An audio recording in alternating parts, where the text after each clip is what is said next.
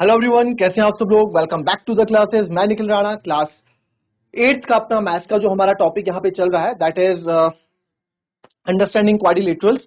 इसको हम कंटिन्यू करेंगे। एंड जैसे कि मैंने आपको बताया कि हम इस चैप्टर के आखिरी दौर पे हैं, आखिरी दौर पे खत्म करने वाले हैं। आज आपका थर्सडे, फ्राइडे, सैटरडे 2 दिन और रिवीजन इसका करेंगे और हो सके तो क्या था कल नया चैप्टर भी शुरू कर दें। ठीक है, डिपेंड करता है कि आप कैसे आंसर्स देते हैं।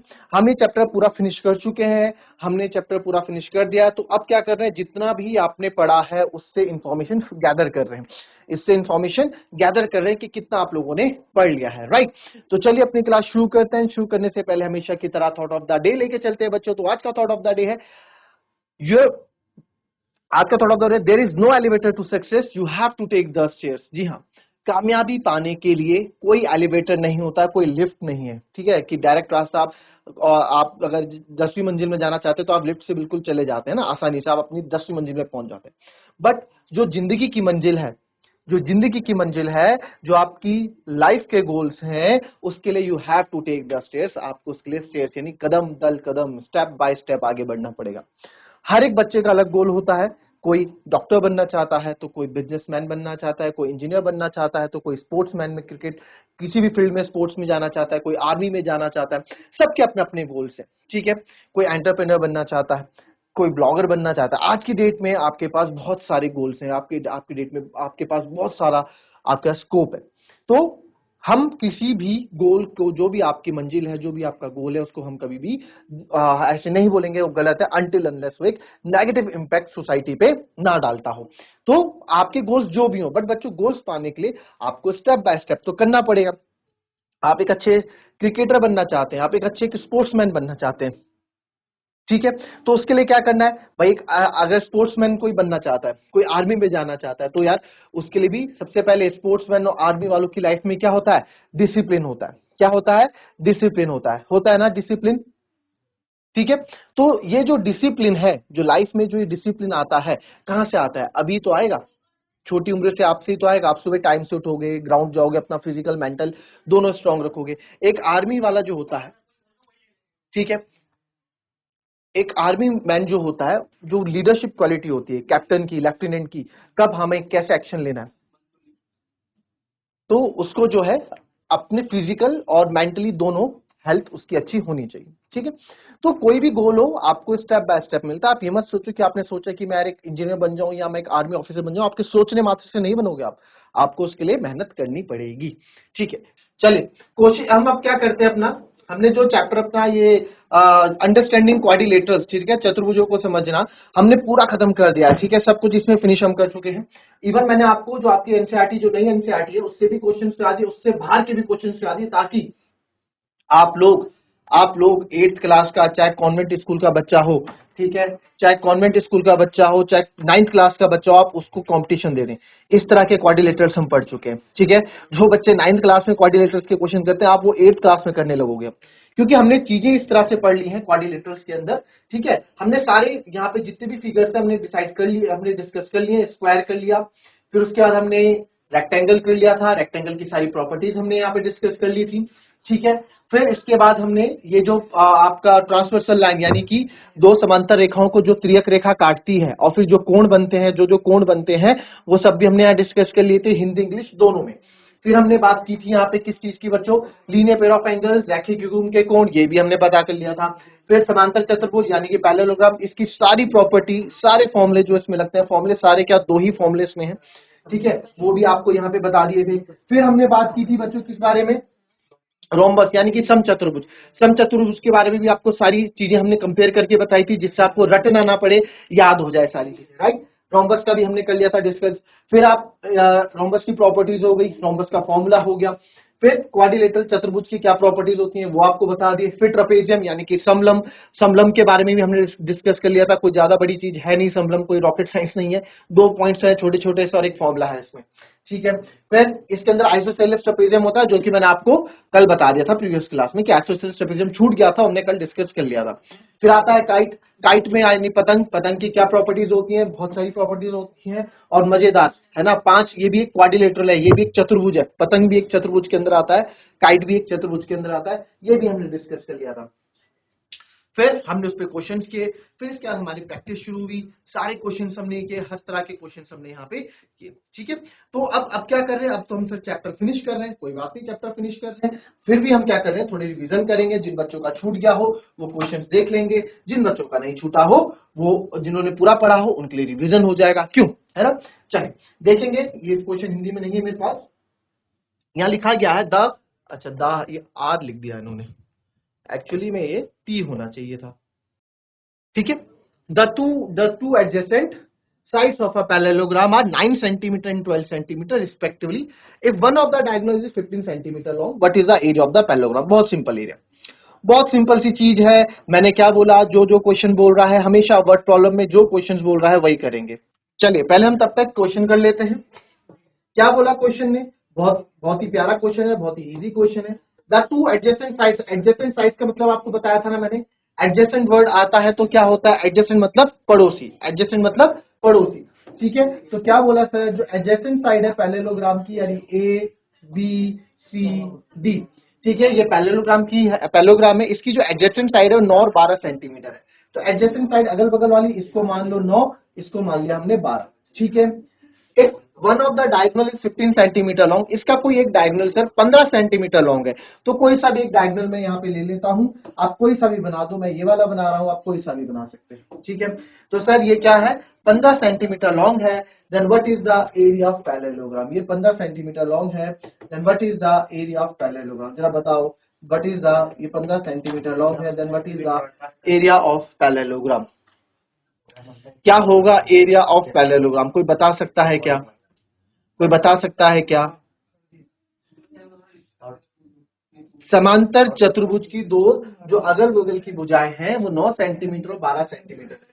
पैरेललोग्राम को आपको पता है क्या बोलते हैं, समांतर चतुर्भुज बोलते हैं, क्या बोलते हैं, समांतर चतुर्भुज बोलते हैं। ठीक है, ये है what is the area of parallelogram, समांतर चतुर्भुज का आपको क्षेत्रफल बताना, जरा मुझे बताएंगे एक बार आप करके इसको।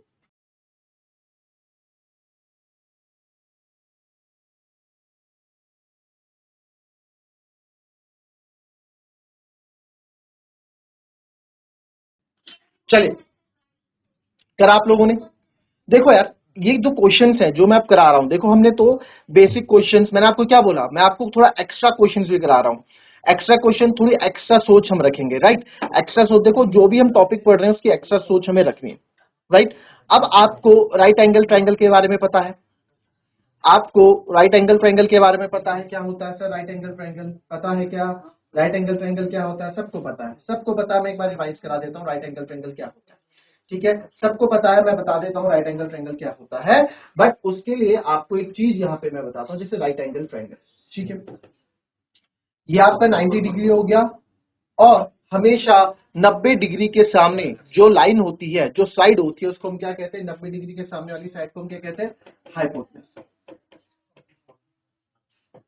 ठीक है, क्या कहते हैं, हाइपोटेनस कहते हैं, हाइपोटेनस कहते हैं इसको। ठीक है, इस साइड का नाम होता है हाइपोटेनस। ठीक है सर, ये 90 डिग्री है, इसको मान लो ए, इसको मान लो बी, इसको मान लो सी। 90 डिग्री का मतलब, 90 डिग्री का मतलब क्या होता है, 90 डिग्री का मतलब क्या होता है बच्चों, 90 डिग्री, ये राइट एंगल ट्रायंगल मतलब क्या होता है, ये क्या है आपका, इस ट्रायंगल का नाम क्या है, बहुत बच्चों को पता होगा, जिनको नहीं पता उनको बता रहा हूं, right angle triangle. Right angle triangle कब होता है, जब एक एंगल आपका 90 डिग्री का होता है, जब ट्रायंगल में एक एंगल 90 डिग्री का होता है तो वो 90 डिग्री जो होता है उसको राइट एंगल ट्रायंगल हम बोलते हैं। ठीक है, ये आपकी हाइपोटेनस हो गई, हाइपोटेनस हमेशा 90 डिग्री के सामने वाली जो लाइन होगी उसको हाइपोटेनस बोलेंगे बच्चों। ये आपका बेस हो गया जी, सर ये बेस हो गया, और ये हाइट होगी। ठीक है, ये हाइट होगी। अब इसमें एक चीज आप देखो, जो हाइपोटेनस होता है ना, ये हमेशा लॉन्गेस्ट साइड होती है, क्या होती है, longest side of triangle, longest side of triangle, त्रिभुज की सबसे लॉन्गेस्ट लंबी भुजा होती है आपकी हाइपोटेनस। कौन से त्रिभुज की, सर जो राइट एंगल ट्रायंगल होता है, राइट एंगल ट्रायंगल कौन सा होता है, जिसका एंगल 90 डिग्री होता है। ठीक है, ये आपको यहाँ पे मैं भी समझा रहा हूं, ये कॉन्सेप्ट हम यूज करेंगे अपने क्वाड्रिलेटरल्स में, ये कॉन्सेप्ट अपना यूज करेंगे अभी क्वाड्रिलेटरल्स में, क्योंकि देखो मैंने आपको क्वाड्रिलेटरल्स में जो बताया अभी तक, हमने जो जो चीजें पढ़ी, ट्रेपेजियम वगैरह जो भी हमने पढ़ा, ट्रेपेजियम, समलंब, और आपका समांतर चतुर्भुज, पैरेललोग्राम, रोम्बस, सब कुछ जो हमने पढ़ा, उसमें ये कॉन्सेप्ट अब जितने भी क्वेश्चंस आपने करे हैं अभी तक, हमने सब क्वेश्चन, सारे क्वाड्रिलेटरल्स के क्वेश्चन, इवन काइट के क्वेश्चन भी हमने कर लिए, पतंग के क्वेश्चन भी मैंने आपको एक्स्ट्रा करा दिए।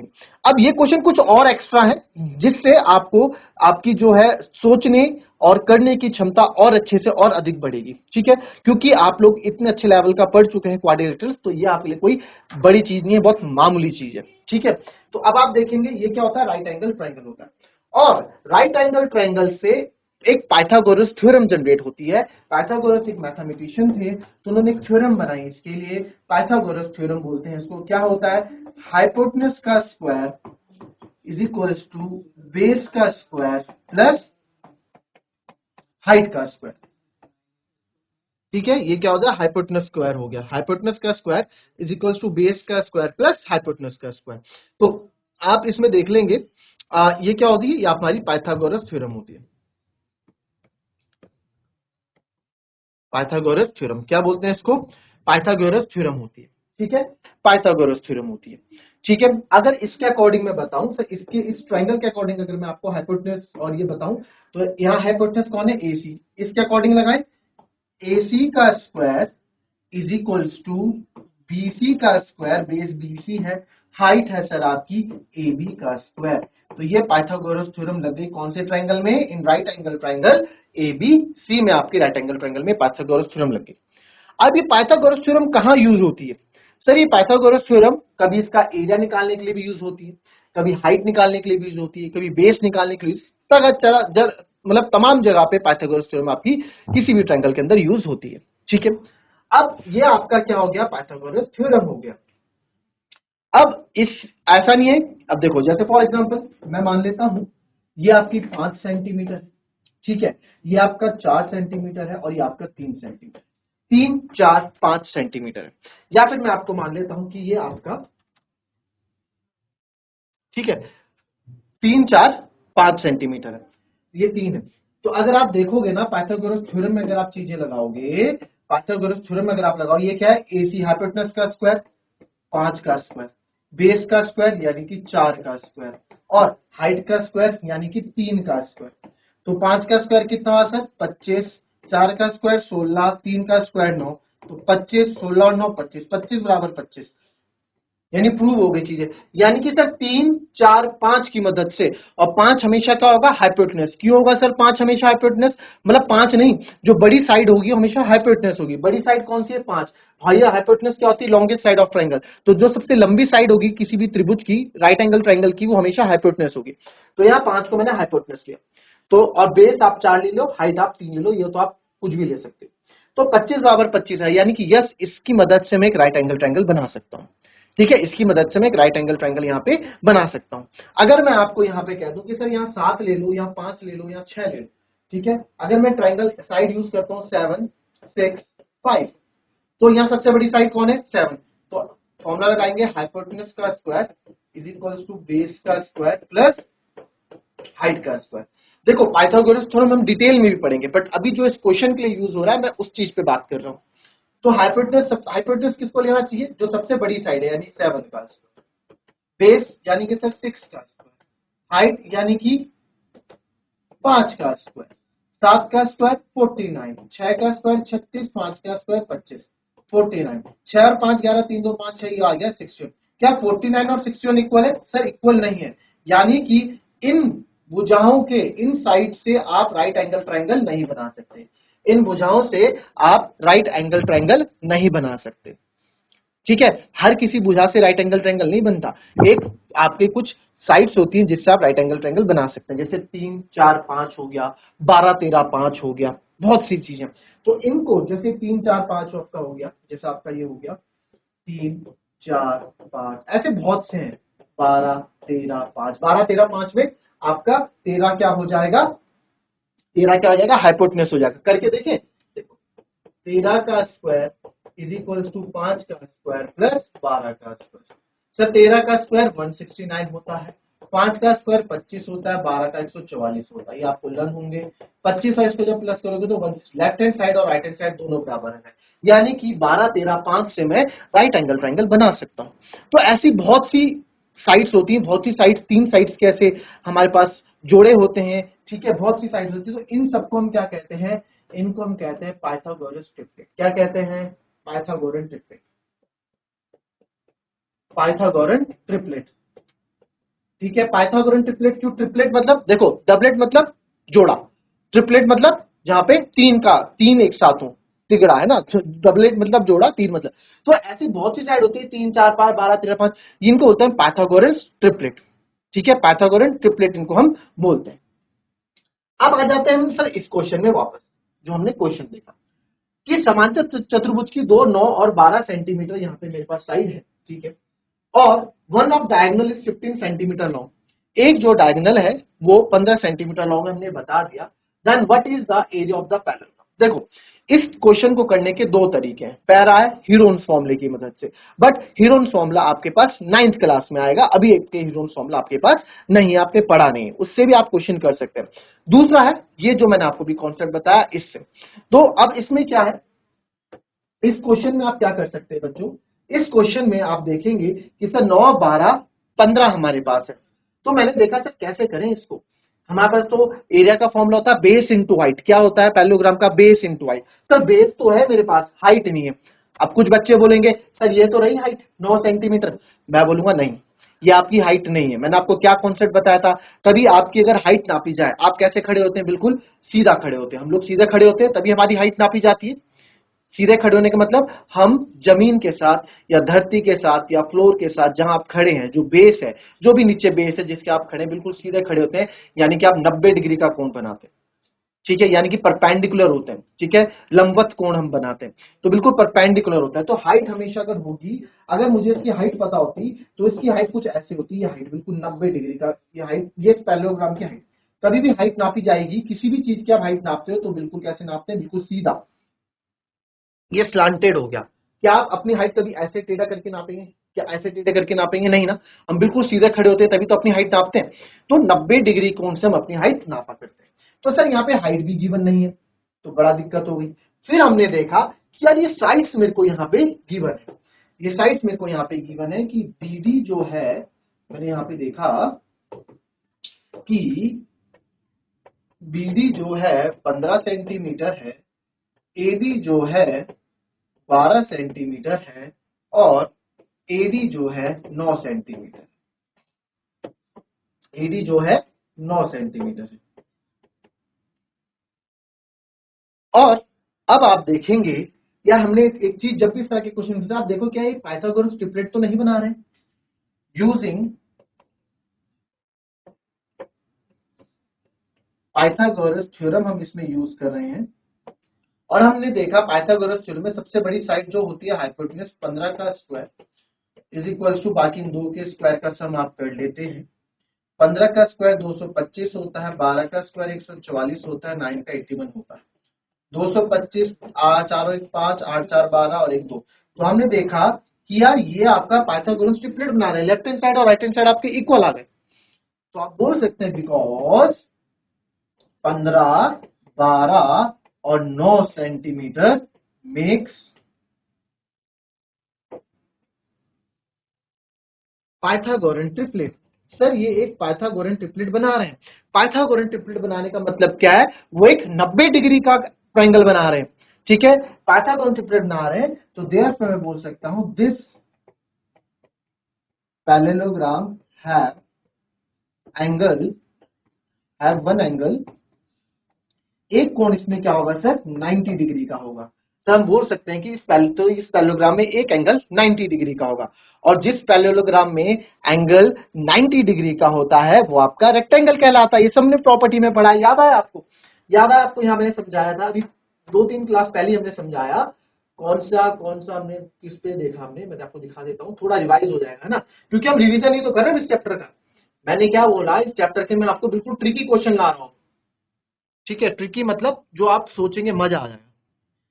ये था अ quadrilateral having 3 right angle must be rectangle. तो हमने बताया था स्क्वायर भी एक स्पेशल टाइप ऑफ रेक्टेंगल होता है, और जो पैरेललोग्राम होता है वो भी एक तरह का क्या होता है? रेक्टेंगल होता है। हमने इस पर डिस्कस किया था, याद आया आपको? ठीक है, इस वाले केस में भी आपको बताया था कि ये स्क्वायर होगा, फिर इसमें पैरेललोग्राम और रेक्टेंगल मैंने बताया था ना। यहाँ पे देखो दोनों बता रखा है कि ये पैरेललोग्राम भी है और रेक्टेंगल भी है। और ये पैरेललोग्राम और रेक्टेंगल क्यों होता है, इसमें हमने बहुत अच्छा सा डिस्कशन किया था, राइट? याद होगा। अब वही चीज जो है वही चीज यहाँ पे आगे देखो, काम जो आप पढ़ोगे ना काम आएगा यार, जो आप पढ़ोगे वो चीजें काम आएंगी, फालतू नहीं जाएंगी। तो आपने देखा यहाँ पे कि दिस एंगल एक 90 डिग्री है, तो ये एंगल अगर 90 डिग्री है, हम बोल लेते हैं एंगल, अगर हमने तो पैरेललोग्राम के अकॉर्डिंग बनाया, तो ये पैरेललोग्राम आपका 90 डिग्री है, तो therefore this parallelogram have one angle 90 degree, तो वी कैन से दैट,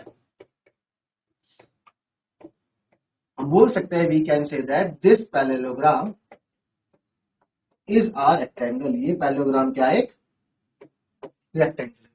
ठीक है, याद आई, हर रेक्टेंगल को हम पैरेललोग्राम बोल सकते हैं, बट हर पैरेललोग्राम को हम रेक्टेंगल नहीं बोल सकते, है ना। क्या बोला मैंने, हर एक पैरेललोग्राम को मैं रेक्टेंगल बोल सकता हूं, सॉरी, हर एक रेक्टेंगल को मैं पैरेललोग्राम बोल सकता हूं, बट हर एक पैरेललोग्राम को मैं रेक्टेंगल नहीं बोल सकता।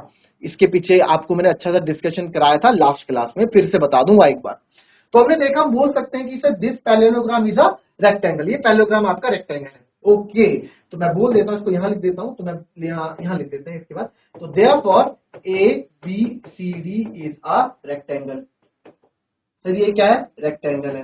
तो हमसे तो एरिया पूछा था ना, देयरफॉर एरिया क्या होता है रेक्टेंगल का, लेंथ इनटू ब्रेथ। लेंथ आपके पास कितनी है 12, ब्रेथ कितनी है 9, 12 लाइन का 108, तो 108 सेंटीमीटर स्क्वायर क्या हो जाएगा, इसका एरिया हो जाएगा। बहुत ही प्यारा क्वेश्चन है ये।